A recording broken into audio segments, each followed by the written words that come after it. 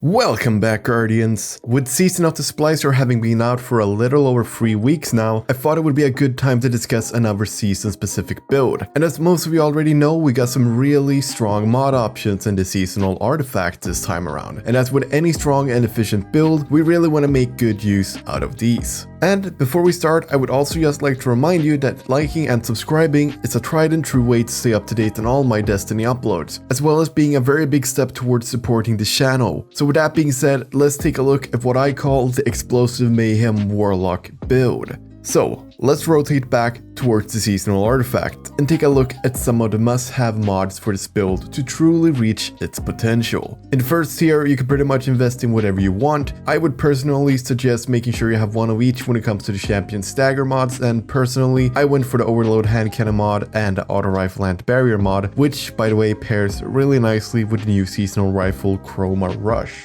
I also went for the grenade launcher scavenger because we're gonna use grenade launchers a lot in this build, and finally I considered having unstoppable grenade launchers before I started investing into some general mods that really have no effect on the build outside of progressing the artifact.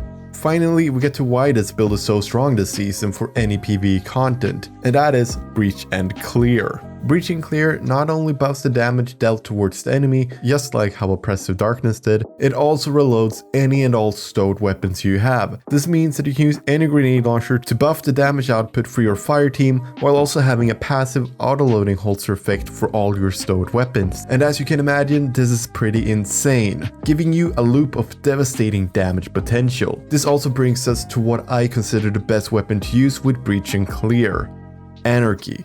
Anarchy not only contends as a S tier damage while giving you the ability to use other weapons and abilities or supers at the same time, it also applies the mod debuff for a longer period of time compared to any other grenade launcher, and this is due to the intrinsic effect of it dealing damage over time. And if you want even more damage, you could potentially use something like high energy fire to boost your personal damage for even a greater overall boost. And since we're focusing on the Warlock specifically this time around, we're gonna talk about the class exotics. And as a Warlock, you obviously have access to 3 different subclasses, 4 if you count Stasis, but since we're talking about pure damage potential, I will not include Stasis, since it's more focused on ad control rather than pure damage. So let's start with Dawnblade. Going well here is obviously the best all-around choice. You get an amazing range boost to your weapons while also being near unkillable due to the health regen, while also being able to penetrate physical shields, such as the Phalanx's shields or the Goblin produced ones if they're taken. A good exotic to pair with this is either for more solo focused content, Verity's Brow, since you can combine it with Ashes to Assets for a quicker super. You could also go Phoenix Protocol in groups for the said benefit of a faster super yet again, meaning more shield pen and more invulnerability because you're going to be able to use your well more often. For the Stormcaller, there is only Chaos Reach.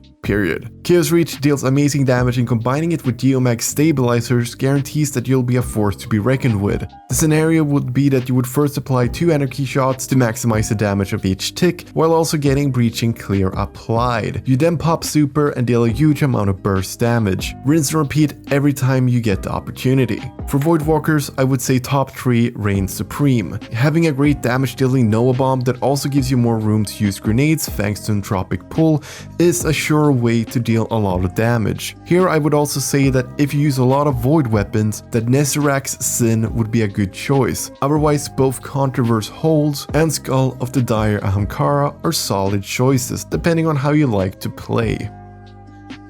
The stat focus is fairly straightforward. For survivability, you would definitely want recovery, since this not only increases the speed at which you regenerate your health, it also reduces the Rift ability cooldown. After that, you want to focus on intellect. This is to maximize the upkeep of your super usage. Everything thereafter is up to personal preference. I would personally try and get as much discipline as possible for more grenades to use with Ashes to Assets. For mods, you will definitely at least want one piece that has Protective Light, since this guarantees improved survivability through a flat-out damage reduction. After that, you want to use whatever you feel is necessary for the situation at hand. That could be Elemental Resist on your chest piece, or any given stagger mod on your gloves. To gain charge with light stacks, I would highly recommend that you masterwork your weapons for the orb generation, as well as use blast radius for orbs on grenade launcher kills, as well as taking charge for the passive orb pickups. For your primary and your secondary weapon, you can use whatever you want. I really like hand cannons, and I also really like special grenade launchers. This also helps you with blast radius to get even more orbs, as well as gaining more charge with light stacks.